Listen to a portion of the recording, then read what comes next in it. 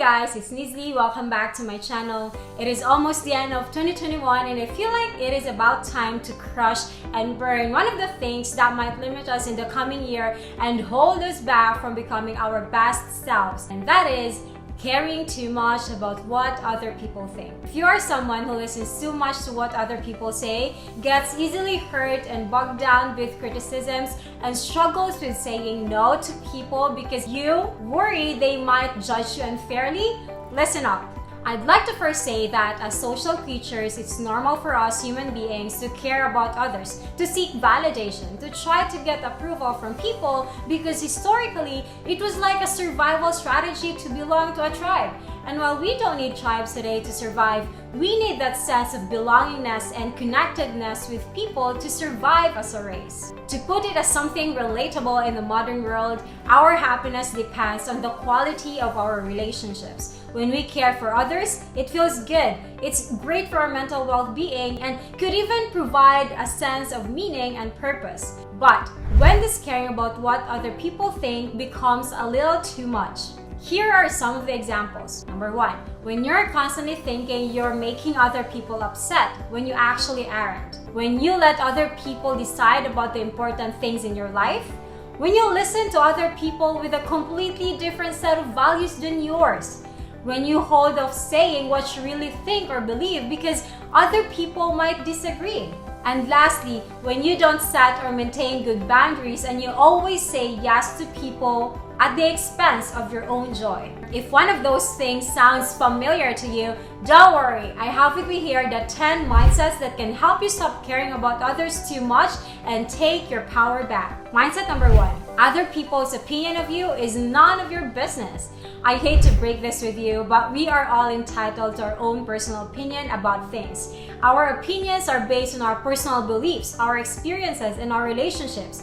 That's why it's expected that they differ sometimes. My opinions might not be the same as yours, but it doesn't necessarily mean that I'm right or you're wrong. We just have a different perspective around things. Just a quick example, whenever I publish a video here, some people will like it, some will not, some might even leave a nasty comment. And if I constantly try to please people and force them to like me and my content, I will just be disappointed. Michael Duncan said it beautifully that people always have an opinion. Doesn't mean it's right, doesn't mean it's wrong, but we have to respect their opinion. Just remember that at the end of the day, other people's opinion about you isn't important because at the end of the day, your opinion about yourself is what matters the most. Number two, actually, people don't think much about you.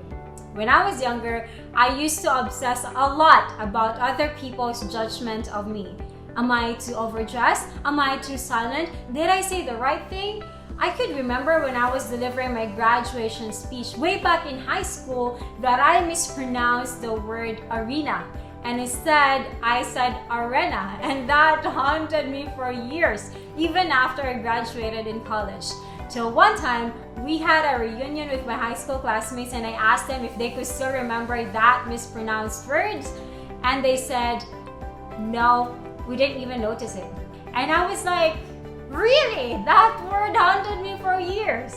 Has this ever happened to you too? Have you ever had that inner monologue of what others might have thought about you when in actuality, you didn't even pop up in their minds? Because the truth is, everyone is so busy thinking of themselves. The people around you are just so preoccupied with their own lives and decisions that honestly, they don't think about you as much as you think they do. Number three, everyone is on a different journey.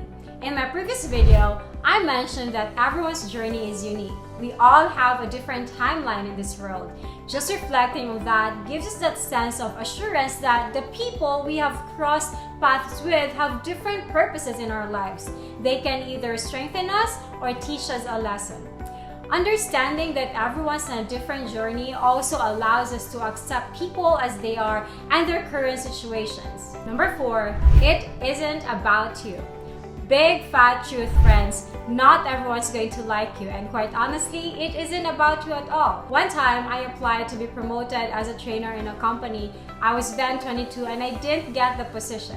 I remember the feeling of feeling devastated at the time. I am just not good enough. But weeks later, I felt relieved when the newly promoted trainer was introduced to us, and he was actually a man. And so it wasn't really about me at all. The training team mostly had all women in it, so they decided to add a man at that time. In hindsight, it was a good reminder that sometimes things happen because they had to. It might not be because of you or me. In fact, I am truly grateful that they didn't promote me, because right after that, I was able to travel across Europe and truly enjoyed life without having to bind myself to some hectic trainer schedule. Number 5, you are not alone. The good news is this: you are not alone in this thinking. All of us at some point care and worry about what other people think of us. And this is completely normal as long as we do not allow ourselves to succumb into too much negative energies. What I find helpful whenever I worry too much about what other people say is to reflect and write some kind, understanding words of comfort. I would write an affirmation like I am patient with myself, that it's okay to make mistakes, that I am being supported and I'm not alone. When we know that we are not alone in this journey, we feel compassionate towards other people who are also going through the same. And in that process, have that compassion towards ourselves too. Number 6, no one else can define your sense of being but you. Who you are is how you define yourself to be. Without a doubt, you can be as inspired, as abundant, as successful as you allow yourself to be.